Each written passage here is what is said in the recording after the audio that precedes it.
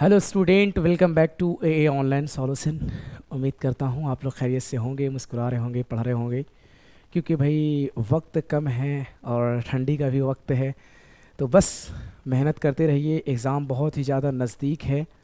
मैं दिलशाद रज़ा फिर से एक नए वीडियो के साथ आ चुका हूँ ज्योग्राफी का वीवीआई ऑब्जेक्टिव क्वेश्चन को लेकर के। और ये जो रहेगा सर, ये आपका सेट टू रहेगा, सेट टू ज्योग्राफी का सेट टू रहेगा। और इसमें सारे के सारे क्वेश्चन जो है वीवीआई है, तो भाई आराम से देखेंगे, है ना। क्वेश्चन को करते हैं, चलिए बढ़ते हैं अपने क्लास की ओर। क्लास की ओर बढ़ने से पहले हम लोग ये जान लेते हैं कि क्लास 12 का न्यू बैच आ चुका है। 27 का आर्ट्स क्लास का न्यू बैच आ चुका है। तो जो नए बच्चे हैं, जो 27 में एग्ज़ाम देना चाह रहे हैं, जो 27 में एग्ज़ाम देंगे, उन्हें आप बता दें कि भाई ए ऑनलाइन सॉल्यूशन के द्वारा जो है न्यू बैच आ चुका है और सिर्फ 799 रुपये में आ चुका है। कितने में आ चुका है सर? सिर्फ और सिर्फ 799 रुपये में आपका पूरा का पूरा बैच मिलेगा, सिर्फ और सिर्फ 799 रुपये में, जिसमें आपको live classes, video, notes, PDF, test, guess, objective, subjective, ये सारी चीज़ें मिलेंगी सर, सिर्फ और सिर्फ 799 रुपये में। और आपको अगर बताएं तो इसमें आपको हिस्ट्री, है ना, geography, political, home science, psychology, Urdu, Hindi, English, ये सारे के सारे सब्जेक्ट अवेलेबल है सर, सिर्फ और सिर्फ 799 रुपये में। अगर आप चाहते हैं कि इन सब्जेक्ट के अलावा, history, geography, polity, home science, psychology, Urdu, Hindi, English के अलावा भी हमें कोई सब्जेक्ट और चाहिए, तो आप जो है ना सर इस नंबर पे कॉल कर देंगे, 8210423200 पे कॉल करेंगे और सारी जानकारी ले लेंगे कि सर मुझे कोई और सब्जेक्ट चाहिए, मुझे कोर्स ख़रीदना है। तो सारी चीज़ों की जानकारी आपको इस नंबर पे कॉल करने पर आपको मिल जाएगी। बिल्कुल है सर, क्लियर है। चलते हैं अपने क्वेश्चन की ओर। हाँ, क्वेश्चन से बढ़ने से पहले आपको ये बता दें कि बहुत ही बड़ा धमाकेदार ऑफर आया हुआ है कि उर्दू का बैच जो 2027 के लिए है, जो न्यू बैच आया है ना भाई, जो 2027 में एग्ज़ाम देंगे, उनके लिए न्यू बैच उर्दू का आ चुका है। और आपसे बेहतर कोई जान ही नहीं सकता भाई कि ए ऑनलाइन सॉल्यूशन में उर्दू का सबसे अच्छा क्लास होता है। यहाँ के अलावा उर्दू का क्लास और आपको कहीं नहीं मिलेगा, क्योंकि इसमें जो है ना सर, अशफाक सर खुद ही आपको पढ़ाएंगे। अशफाक सर जो है ना खुद ही आपका क्लास करवाएंगे और 1 साल तक सिर्फ और सिर्फ 299 रुपये दे करके, सिर्फ और सिर्फ 299 रुपये दे करके सर को 1 साल तक, है ना, निचोड़ते रहिए। जैसे पढ़ना चाहते हैं वैसे पढ़िए, सर आपको पढ़ाएंगे 1 साल तक 299 रुपये में। उर्दू का भाई महारथी हैं, उर्दू तो जैसे पाएंगे वैसे पढ़ाएंगे, आप जैसे चाहेंगे। मतलब वो कहते हैं ना कि घोर करके पिला देंगे, तो वही करेंगे, घोल करके आपको पिला देंगे। समझ में आ रहा है ना? हाँ, तो चलते हैं। इसमें आपको live classes, recorded classes, chapter wise note, chapter wise objective, subjective, chapter wise test, model paper, question bank, question, है ना, गेस्ट क्वेश्चन, ये सारी चीज़ें तैयार करके मिलेंगी। और यहाँ तक कि बिहार बोर्ड के अलावा द्वारा जो जारी किया जाता है गेस्ट क्वेश्चन, है ना सर, उसको भी, मॉडल सीट जो जारी किया जाता है उसको भी यहाँ क्लियर करवाया जाएगा। तो बेफिक्र होकर के आराम से इस बैच को खरीदिए और 1 साल तक पढ़िए आराम से, है ना। तो चलते हैं भाई अपने क्वेश्चन की ओर। क्वेश्चन अपना क्या है? क्वेश्चन, पहला क्वेश्चन आपको दिख रहा होगा। पहला क्वेश्चन क्या कहता है भाई? पहला क्वेश्चन कहता है कि नियतिवाद अवधारणा में किस घटक को महत्वपूर्ण माना गया है? प्राकृतिक घटक को, मानवीय घटक को, ए बी दोनों, इनमें से कोई नहीं। तो भाई नियतिवाद अवधारणा में कहता क्या है सर जी कि नियतिवाद अवधारणा में किस घटक को महत्वपूर्ण माना गया है? तो आपसे बेहतर कोई नहीं जान सकता कि प्राकृतिक घटक को माना गया है। क्वेश्चन नंबर 2 देखेंगे कि निम्नलिखित में से कौन सा एक भौगोलिक सूचना का स्रोत नहीं है? कहता है यात्रियों का विवरण, प्राचीन मानचित्र, चंद्रमा से चट्टानी पदार्थों के नमूने, प्राचीन महाकाव्य। तो कहता क्या है सर कि निम्नलिखित में से, कहता क्या है, क्वेश्चन क्या कह रहा है कि निम्नलिखित में से, है ना, निम्नलिखित में से कौन सा एक भौगोलिक सूचना का स्रोत नहीं है? तो भौगोलिक सूचना का स्रोत यही होगा ना सर, चंद्रमा से चट्टानों के पदार्थों के नमूने, है ना, ये जो नमूने हैं ये नहीं होगा। Option number C right answer हो जाएगा। क्लियर है। क्वेश्चन नंबर 3 की ओर चलते हैं भाई। क्वेश्चन करने से पहले इसे फटाक से इस वीडियो को पहले शेयर कर दें, है ना, अपने दोस्तों के पास, अपने भाइयों के पास, अपने बहनों के पास शेयर कर दें, ताकि ये जो मेहनत किया हुआ है ये आप अपने भाइयों तक भी पहुंचा सके और इसका लाभ जो है, इसका फ़ायदा जो है ना, वो भी उठा सके, है ना। क्वेश्चन नंबर 3 देख लेते हैं, क्या कहता है, निम्नलिखित में से कौन सामाजिक भूगोल का उपक्षेत्र नहीं है? लिंग भूगोल, सांस्कृतिक भूगोल, सैन्य भूगोल, चिकित्सा भूगोल। तो कौन सा भूगोल सर सामाजिक भूगोल का उपक्षेत्र नहीं है? तो आप बोलेंगे सर सैन्य भूगोल जो है ना, सैन्य भूगोल ये नहीं है, तो ऑप्शन नंबर सी हो जाएगा। क्वेश्चन नंबर 4 देखेंगे सर, कहता है विश्व में सर्वाधिक जनसंख्या केंद्रित है पर्वतीय क्षेत्रों में, पठारी क्षेत्रों में, मैदान क्षेत्र में, मरुस्थलीय प्रदेशों में। तो विश्व में सर्वाधिक जनसंख्या केंद्रित है सर, क्या कहता है कि विश्व में सर्वाधिक जनसंख्या केंद्रित है, तो ये है मैदानों में। कहाँ है सर जी? मैदानों में, option number C right answer हो जाएगा, मैदानों में। क्वेश्चन नंबर 5 देखेंगे, कहता है कि जनसंख्या वितरण को प्रभावित करने वाले कारकों में सबसे महत्वपूर्ण कारक कौन सा है? स्थलाकृति, मिट्टी, प्राकृतिक वनस्पति, जलवायु। तो कौन सा हो जाएगा सर? जनसंख्या वितरण। क्या कह रहा है सर कि जनसंख्या वितरण को प्रभावित करने वाले, है ना, जनसंख्या वितरण को प्रभावित करने वाले कारकों में सबसे महत्वपूर्ण कारक कौन सा है? तो आप बोलेंगे सर ये जलवायु होगा ना, जलवायु होगा। Option number D right answer हो जाएगा, जलवायु होगा। क्वेश्चन नंबर 6 देख लेते हैं, कहता है अमेजन नदी बेसिन में किस तरह की जनसंख्या पाई जाती है? अमेजन नदी बेसिन में किस तरह की जनसंख्या पाई जाती है, ये पूछा है। क्या सघन जनसंख्या, साधारण जनसंख्या, विरल जनसंख्या, इनमें से कोई नहीं? तो सर इसका आंसर आपको बताना है कि अमेजन नदी में, कौन सा नदी में सर? अमेजन नदी में, है ना। क्या कह रहा है कि अमेजन नदी में, अमेजन नदी बेसिन में किस तरह की जनसंख्या पाई जाती है? तो आप बोलेंगे सर विरल जनसंख्या। कैसी जनसंख्या? विरल जनसंख्या। Option number C right answer हो जाएगा, विरल जनसंख्या। क्वेश्चन नंबर 7 देख लेते हैं, कहता है निम्नलिखित में से किसने संयुक्त अरब अमीरात में लिंगानुपात को निम्न किया था? है ना, निम्न किया है। लिंगानुपात को क्या किया है भाई? तो निम्न किया है। लिंगानुपात को क्या किया है? निम्न किया है। तो आपको बताना है पुरुष कार्यशील जनसंख्या का चयनित प्रवास, पुरुषों की उच्च जन्म दर, स्त्रियों की निम्न जन्म दर, स्त्रियों का उच्च उत्प्रवास। तो क्या होगा सर?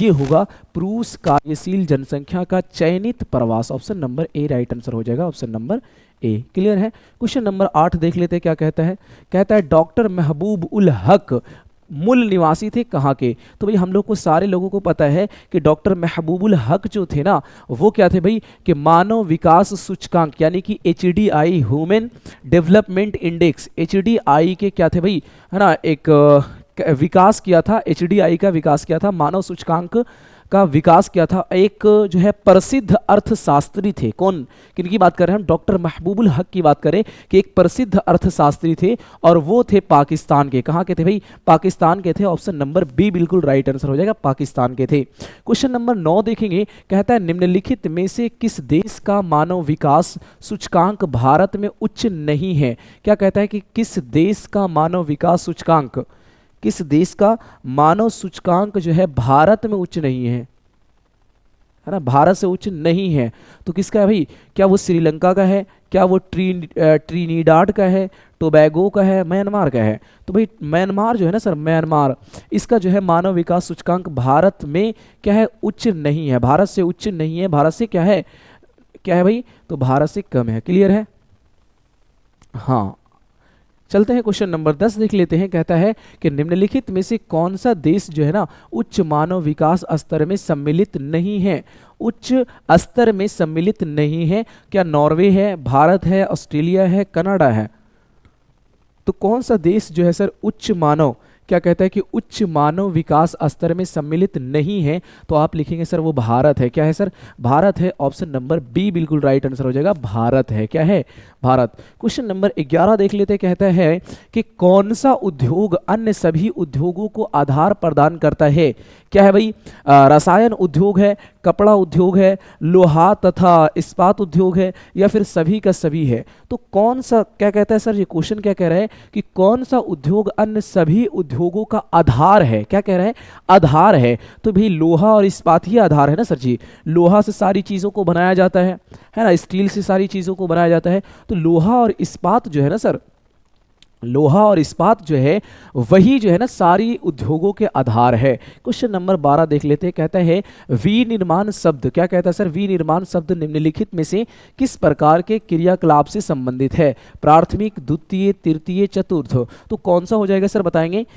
कौन सा हो जाएगा सर कि विनिर्माण शब्द जो है निम्नलिखित में से किस प्रकार के क्रियाकलाप से संबंधित है। तो विनिर्माण मतलब द्वितीयक है ना, एक बार यूज करके फिर से उसका निर्माण करें तो द्वितीयक में आएगा ना सर, द्वितीयक, तो बी हो जाएगा। क्वेश्चन नंबर 13 देखते हैं, कहता है विनिर्माण उद्योग के है ना पुनकीकरण हम को कहते हैं निरोधोगीकरण या फिर पुनरोधोगीकरण, विनिर्माण या फिर केंद्रीयकरण। क्या होगा सर जी बताएंगे जरा इसका कि विनिर्माण उद्योग के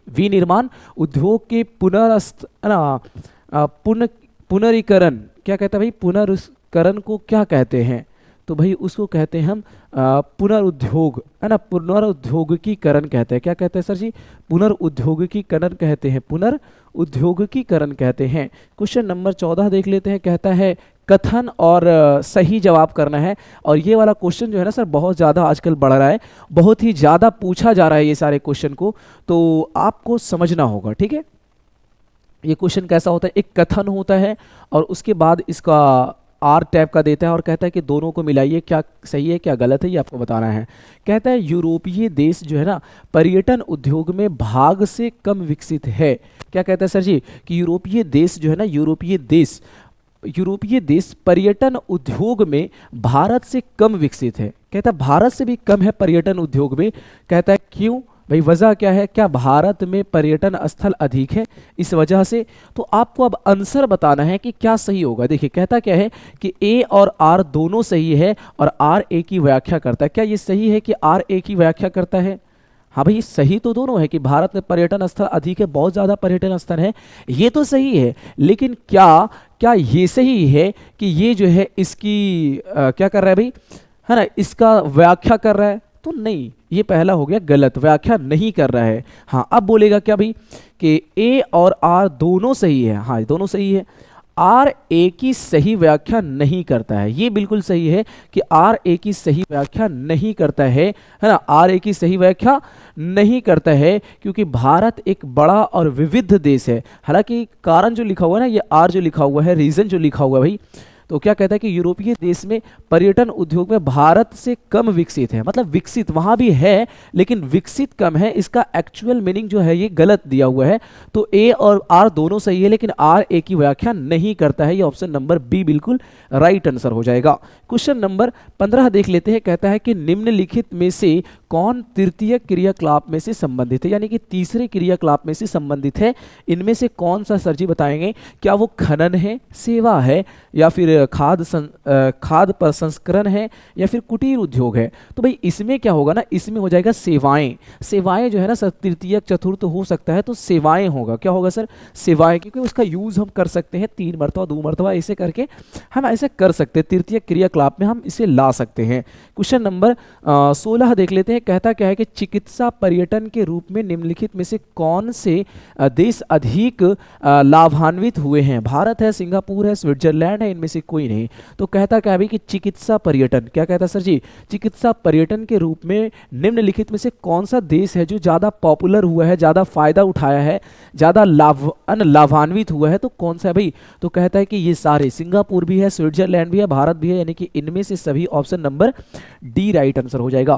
क्वेश्चन नंबर 17 देखेंगे, कहता है कि टनल जोड़ता है लंदन को बार्लिन से, बार्लिन को पेरिस से, पेरिस को लंदन से, या फिर बार्सिलोना को बार्लिन से। किससे जोड़ता है सर, ये आपको बताना है। टनल जोड़ता है किसको भाई, तो पेरिस को लंदन से जोड़ता है। क्या कहता है, इसे चैनल भी कहा जाता है, इसे चैनल भी कहा जाता है, टनल को चैनल भी कहा जाता है। और इस चैनल को जो है ना यूनाइटेड किंगडम और फ्रांस के बीच में बनाया गया है और ये अंडर सीट रेल लिंक बनाया गया, रेल का बनाया गया है, अंडर सीट रेल का लिंक बनाया गया है, जो कि लंदन को पेरिस से जोड़ता है। किससे जोड़ता है सर, लंदन को पेरिस से जोड़ता है। Option number C right answer हो जाएगा। ऑप्शन नंबर सी, लंदन को पेरिस से जोड़ता है या पेरिस को लंदन से जोड़ता है। क्वेश्चन नंबर 18 देखेंगे, कहता है कि संसार की सबसे लंबी पाइपलाइन की लंबाई कितनी है। 4800 है, 4500 है, 480 है, 4800 है। भाई 48,000 किलो, 48,000 है ये, है ना, ये 48,000 है और ये 4800 है किलोमीटर। कितना होगा भाई जरा बताएंगे। कहता क्या है कि संसार की सबसे लंबी पाइपलाइन, जो पूरे दुनिया की सबसे लंबी पाइपलाइन की लंबाई कितनी है। तो पूरी दुनिया की पाइपलाइन की लंबाई जो है ना सर 4800 किलोमीटर है। कितना है सर? 4800 किलोमीटर है, सबसे पूरे संसार की सबसे लंबी पाइपलाइन को 4800 किलोमीटर है। कितना है सर? 4800 किलोमीटर। चलते हैं क्वेश्चन नंबर 19 की ओर। क्या कहता है? कहता है 1996 में कुल विश्व निर्यात को कितने प्रतिशत भाग सेवाओं का था?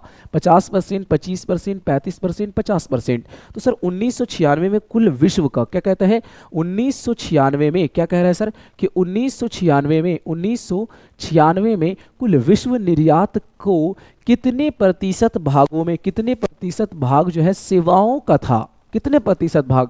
तो आप मारेंगे सर आंख बंद करके, 35% का भाग जो था ना, 35%, वो 1996 में क्या था? कुल विश्व का निर्यात का क्या था भाई? भाग था 35%। चलिए क्वेश्चन नंबर 20 देख लेते हैं। कहता है समुद्र तट से दूर स्थल खंड के पतन को क्या कहते हैं? आंतरिक पतन कहते हैं, नेवी पतन कहते हैं, अंतरेपी पतन कहते हैं, या फिर तेल पतन कहते हैं? क्या कहते हैं सर जी? इसको बताएंगे जरा कि समुद्र तट से दूर स्थल खंड के पतन को क्या कहते हैं? तो समुद्र तट से स्थल है ना, समुद्र तट से दूर स्थल खंड के पतन को कहते हैं आंतरिक पतन। क्या कहते हैं सर जी? आंतरिक पतन कहते हैं। Option number A right answer हो जाएगा, आंतरिक पतन कहते हैं। क्वेश्चन नंबर 21 देख लेते हैं। कहता है कि टुंड्रा है ना भाई, क्या कहता है? टुंड्रा क्षेत्रों में एक एस्कीमो द्वारा बर्फ के टुकड़े से बनाए गए अधिवास कहलाते हैं। इग्लू, युर्त, क्राल, इनमें से कोई नहीं। तो भाई जो बर्फ का टुकड़ा से जो घर बनाया जाता है, बर्फ का टुकड़ा से क्या बनता है? घर जो बनता है ना, टुंड्रा, क्या कहा है भाई? टुंड्रा क्षेत्रों में, टुंड्रा क्षेत्रों में, और कहता है एस्कीमो क्षेत्रों में, एस्कीमो द्वारा, क्या है? एस्कीमो द्वारा जो बर्फ के टुकड़े से बनाए घर होते हैं उसे कहते हैं इग्लू। क्या कहते हैं? इग्लू कहते हैं। Option number A right answer हो जाएगा, इग्लू कहते हैं। क्या कहते हैं सर जी? इग्लू। क्वेश्चन नंबर 22 देख लेते हैं। कहता है कि निम्न में से किस प्रदेश में ना परलेखित प्राचीनतम नगरीय बस्ती रही है? वेगहो की घाटी, सिंधु घाटी, नील घाटी, मेसोपोटामिया। तो क्या हो जाएगा सर? बताएंगे जरा। इसका क्या हो जाएगा कि निम्नलिखित में से किस प्रदेश में परलेखित प्राचीनतम नगरीय बस्ती है? तो वो है सिंधु घाटी। क्या है सर जी? सिंधु घाटी। Option number B. क्या आपको ज्योग्राफी का क्वेश्चन मजा आ रहा है? मजा आ रहा है ना भाई आज की क्लास में? हाँ, तो जल्दी जल्दी से फटाक से शेयर करेंगे, और जो अभी तक लाइक नहीं किया ना, पहले फटाक से उसे लाइक करें। हाँ, क्योंकि आप मूवी देखें ना, वो चिट्टी बाबू, चिट्टी वाला, रोबोट वाला, तो रोबोट में क्या था? चिट्टी बाबू का सिर्फ 2 यूनिट बिजली ही है ना, उसका जो था एनर्जी था। और मेरा एनर्जी क्या है भाई? तो मेरा एनर्जी है आपका लाइक, आपका सब्सक्राइब, आपका प्यार। यही हमारे लिए एनर्जी का काम करता है। और इतना हद तक, जिस हद तक आप प्यार देते हैं ना, उस हद तक लगता है कि हम आगे बढ़ जाएं, है ना। हाँ, तो बस इसी तरीके से प्यार लुटाइए, और हाँ भाई वही काम करना है जो कर दे, है ना। सिंधु घाटी, सब सिंधु घाटी हो जाएगा। क्वेश्चन नंबर 23 देख लेते हैं। कहता है निम्नलिखित राज्यों में से किसकी जनसंख्या सर्वाधिक है? उत्तर प्रदेश, बिहार, पश्चिम बंगाल, महाराष्ट्र। तो राज्यों में से किसकी जनसंख्या सर्वाधिक है सर? किसकी जनसंख्या सर्वाधिक है? तो आप बोलेंगे उत्तर प्रदेश, क्योंकि उत्तर प्रदेश की जनसंख्या बहुत ज़्यादा है सर, है ना। उत्तर प्रदेश की जनसंख्या बहुत ही ज़्यादा है। Question number A, sorry question option number A 23 का हो जाएगा। क्वेश्चन नंबर 24 देख लेते हैं। क्या कहता है? कहता है कि 2011 की जनगणना के अनुसार भारत में नगरीय आबादी कितनी थी? 31.16%, 35.16%, 36.16%, 37.16%। तो कितना सर था सर? 2011 की जनगणना के अनुसार भारत में नगरीय आबादी कितना था? तो 31.16% था। Option number A right answer हो जाएगा, 31.16%। क्वेश्चन नंबर 25 देख लेते हैं। कहता है निम्नलिखित में से कौन सा भारत में पुरुष प्रवास का मुख्य कारण है? विवाह, शिक्षा, काम और रोजगार, व्यवसाय। क्या हो जाएगा सर? व्यवसाय। तो आप बताएंगे क्या होगा? Option number C right answer हो जाएगा, काम और रोजगार। काम और रोजगार। मज़ा आ रहा है? हाँ, आप सारे बच्चे बोल रहे होंगे कि सर आज जो है धीरे धीरे पढ़ा रहे हैं, बात क्या है? तो भाई तबीयत सही नहीं है, अंदर से तबीयत बिल्कुल सही नहीं है, लेकिन क्लास को छोड़ना मुनासिब नहीं समझते हैं, इसलिए आपके क्लास को हम रेगुलर करेंगे, क्योंकि एग्ज़ाम का वक्त जो है बहुत ही नज़दीक है, तो करना ही पड़ेगा भाई। हाँ, तबीयत थोड़ा सही नहीं है, हो जाएंगे, बस इसी तरीके से मोहब्बत देते रहें, क्योंकि भाई मोहब्बत के लिए ही तो दौड़ के इतना दूर आ गए, है कि नहीं। तो चलिए अगले क्वेश्चन के चलते हैं। क्वेश्चन नंबर 26 क्या कहता है? कहता है निम्नलिखित में से कौन जो है पर्यटन नगर है? नैनीताल है, अंकलेश्वर है, कानपुर है, पटना है। तो निम्नलिखित में से कौन पर्यटन नगर है भाई? तो बोलेंगे नैनीताल है। पर्यटन नगर कौन सा हो जाएगा? नैनीताल हो जाएगा। Option number A right answer हो जाएगा। क्वेश्चन नंबर 27 देखेंगे कि निम्नलिखित में से किस राज्य में सर्वाधिक संख्या में अप्रवासी आते हैं? उत्तर प्रदेश, दिल्ली, महाराष्ट्र, बिहार। तो कहाँ से आते हैं भाई अप्रवासी? कहाँ से आते हैं? तो अप्रवासी सबसे ज़्यादा है कहाँ भाई? महाराष्ट्र में है। Option number C right answer हो जाएगा। महाराष्ट्र का सर महाराष्ट्र। क्वेश्चन नंबर 28 देखेंगे क्या कहता है कि माराकैबी पतन निम्नलिखित में से किस देश में अवस्थित है? Venezuela, Iran, Japan, Canada. तो कहाँ है सर? है ना, माराकाइबी पतन जो है वो किस देश में है भाई? तो वेनेजुएला में है। कहाँ है सर? वेनेजुएला में है। Option number A right answer हो जाएगा। क्वेश्चन नंबर 29 देखेंगे कि नदियों में डेल्टाई भाग में कौन सा प्रतिरूप पाया जाता है? अरिये, तारा, चैकर बोर्ड या फिर पखा। क्या हो जाएगा सर? तो ये हो जाएगा पंखा। क्या हो जाएगा? पंखा। Option number D right answer हो जाएगा। पंखा। क्या हो जाएगा? नदियों में डेल्टाई भाग में कौन सा प्रतिरूप पाया जाता है? तो पंखा पाया जाता है सर, पंखे, है ना। क्वेश्चन नंबर 30 देखते हैं कि 0 से 6 आयु के वर्ग के बच्चों के लिंग अनुपात सबसे कम किस राज्य में है? गुजरात में, हरियाणा में, पंजाब में, हिमाचल प्रदेश में। तो सबसे ज़्यादा कम जो है वो सर किस क्षेत्र में है? तो वो है हरियाणा में। कहाँ है सर? हरियाणा में। Option number B right answer हो जाएगा। हरियाणा में। कहाँ है sir? Option number B Haryana में। क्वेश्चन नंबर 31 देख लेते हैं कि निम्न केंद्र शासित प्रदेश में से किसकी साक्षरता दर सबसे अधिक है? लक्षद्वीप की, अंडमान एवं निकोबार की, दमन एवं दीव की, चंडीगढ़ की। तो केंद्र शासित प्रदेशों में से क्या कहता है सर जी? केंद्र शासित प्रदेशों में से किसकी साक्षरता दर जो है सबसे अधिक है? तो आप बोलेंगे लक्षद्वीप की। कहाँ के है सर? साक्षरता दर पूछा है ना, वो भी केंद्र शासित प्रदेश का, तो लक्षद्वीप है। लक्षद्वीप से आगे तो कोई है नहीं वैसे। हाँ, लक्षद्वीप होगा। क्वेश्चन नंबर 32 देख लेते हैं क्या कहता है कि केरल का मानव विकास सूचकांक HDI की बात किया जा रहा है केरल का, तो कितना है? 0.532, 0.533, 0.930, 0.523। कितना हो जाएगा सर बताएंगे जरा? केरल का मानव विकास सूचकांक जो है 0 यानी कि 0.930 है। कितना है? 930 है। 0.930 option number C right answer हो जाएगा। क्वेश्चन नंबर 33 देखते हैं क्या कहता है कि निम्नलिखित में से उत्तर भारत में अवस्थित नगर है? पुणे, चेन्नई, कोच्चि, आगरा। तो क्या हो जाएगा सर बताएंगे? क्या हो जाएगा कि उत्तर भारत में अवस्थित नगर है? तो उत्तर भारत में अवस्थित नगर कौन सा है? आगरा है। Option number D right answer हो जाएगा। क्वेश्चन नंबर 34 देखेंगे कि गाजियाबाद एक उदाहरण है प्राचीन नगर का, सेटेलाइट नगर का, मध्यकालीन नगर का या फिर आधुनिक नगर का। तो किसका हो जाएगा सर? गाजियाबाद एक उदाहरण है। गाजियाबाद एक उदाहरण है तो सेटेलाइट नगर का। बार बार बता चुके हैं, एक दफा नहीं है, बार बार बता चुके हैं। गाजियाबाद एक उदाहरण है सेटेलाइट नगर का। Option number B right answer हो जाएगा, सेटेलाइट नगर का। क्वेश्चन नंबर 35 देखेंगे क्या कहता है कि मेरठ महानगरीय शहर किस राज्य में अवस्थित है? बिहार में, राजस्थान में, केरल में, उत्तर प्रदेश में। तो मेरठ महानगरीय शहर किस राज्य में अवस्थित है? तो आप बोलेंगे ये है उत्तर प्रदेश में। कहाँ है सर जी? उत्तर प्रदेश में। मेरठ जो है ना वो उत्तर प्रदेश में है। चलिए आगे चलते हैं। क्वेश्चन नंबर 36 कहता है कि खरीफ फसल की ऋतु क्या है? खरीफ फसल जो है ऋतु क्या है? अक्टूबर से मार्च में, अप्रैल से जून में, सितंबर से जनवरी में, जून से सितंबर में। कब है सर बताएंगे जरा? खरीफ फसल की ऋतु क्या है? तो खरीफ फसल की ऋतु है जून से सितंबर तक। जून से सितंबर तक। Option number D right answer हो जाएगा। जून से सितंबर तक, है ना। मानसून के मौसम में ये खरीफ फसल का वक्त आता है। क्वेश्चन नंबर 37 देखेंगे कि कौन रेशेदार फसल है? कॉफ़ी है, चाय है, गेहूं है, कपास है। तो ये तो आंख बंद करके भी मार सकते हैं भाई, आंख बंद करके मार सकते हैं कि कपास जो है वो रेशेदार फसल है। Option number D right answer हो जाएगा, कपास। क्वेश्चन नंबर 38 देखेंगे क्या कहता है? कहता है कृषि के लिए इनमें से कौन सबसे अधिक उपयुक्त है? पर्वतीय ढाल, उच्च पठार, मैदान, वर्ष भर वर्षा का क्षेत्र। तो बताएंगे सर इसका आंसर क्या हो जाएगा? तो कृषि के लिए इनमें से सबसे अच्छा उपयुक्त है मैदान, क्योंकि मैदान में ही खेती सही से किया जा सकता है ना। खेत जो होना चाहिए सपाट होना चाहिए, मैदान टाइप का होना चाहिए, तब उसमें खेती सही से किया जा सकता है। क्वेश्चन नंबर 39 देखेंगे कि भाखड़ा नागल परियोजना किस नदी पर स्थित है? सतलज, ब्यास, गंगा, नर्मदा। एक एक बच्चा जानता है इस क्वेश्चन का आंसर, एक एक बच्चा जानता है कि भाखड़ा नागल परियोजना जो है ना वो सतलज नदी पर बना हुआ है। किस पर बना हुआ है सर जी? सतलज नदी पर, option number A. Question number 40 देखें कि गोदावरी बेसिन कहाँ है? उत्तर भारत में, पूर्वी भारत में, दक्षिण भारत में, पश्चिम भारत में। तो गोदावरी बेसिन कहाँ है सर? गोदावरी बेसिन कहाँ है? दक्षिण भारत में। कहाँ है सर जी? दक्षिण भारत में, option number C right answer हो जाएगा, दक्षिण भारत में। क्वेश्चन नंबर 41 देखें कि भारत में विश्व में जल संसाधनों का कितना प्रतिशत है? 3%, 4%, 5%, 6%? कितना परसेंट है सर ये आपको बताना है कि भारत में विश्व के जल संसाधनों का कितना प्रतिशत है? 4% है भाई, 4%। Option number B right answer हो जाएगा, 4% है। क्योंकि भारत में विश्व का कुल जो जल संसाधन है वो 4% ही लिखा जाता है हर जगह। क्वेश्चन नंबर 42 देखेंगे, कहता है कि निम्नलिखित में से कौन धात्विक खनिज है? लोहा है, मैग्नीज है, तांबा है, इनमें से कोई नहीं।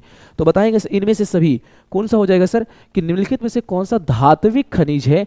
तो क्या भाई, क्या लोहा धात्विक नहीं है, मैग्नीज धात्विक नहीं है, तांबा? सारे हैं भाई, option number D right answer हो जाएगा। सारे के सारे धातु है, सारे के सारे धात्विक खनिज है। क्वेश्चन नंबर 43 देख लेते हैं कि बैलाडीला प्रसिद्ध है लौह अयस्क के लिए, कोयला के लिए, तांबा के लिए, अभ्रक के लिए। तो बैलाडीला क्या कहता है सर जी? बैलाडीला प्रसिद्ध है तो वो है लौह अयस्क के लिए। किसके लिए सर जी? लौह अयस्क के लिए। Option number A right answer हो जाएगा, लौह अयस्क के लिए। क्वेश्चन नंबर 44 देख लेते हैं कि गुरु हिंसानी खान किस खनिज से संबंधित थे? लौह अयस्क, कोयला, बॉक्साइट, तांबा? तो गुरु हिंसानी क्या कहते हैं सर जी? गुरु हिंसानी खान किस खनिज से संबंधित थे? तो वो थे लौह अयस्क के, है ना, लौह अयस्क के खनिज से संबंधित थे, लौह अयस्क। Option number A right answer हो जाएगा। क्वेश्चन नंबर 45 देखें, कहता है दुर्गापुर और बोकारो के लोहा इस्पात कारखानों को चूना पत्थर की आपूर्ति कौन सा राज्य करता है? मध्य प्रदेश, छत्तीसगढ़, उड़ीसा और झारखंड? तो कौन सा राज्य जो है वो दुर्गापुर और बोकारो के लोहा इस्पात कारखानों को चूना पत्थर कौन सा देता है भाई? तो वो है उड़ीसा। कौन सा है सर जी? उड़ीसा है, option number C right answer हो जाएगा, उड़ीसा। क्या हो जाएगा? उड़ीसा। क्वेश्चन नंबर 46 देख लेते हैं, कहता है कि भारत में सबसे अधिक चीनी उत्पादन किस राज्य में होता है? मध्य प्रदेश, महाराष्ट्र, उत्तर प्रदेश, गुजरात? तो भाई चीनी उत्पादन सबसे ज़्यादा कहाँ होता है? तो वो होता है उत्तर प्रदेश में।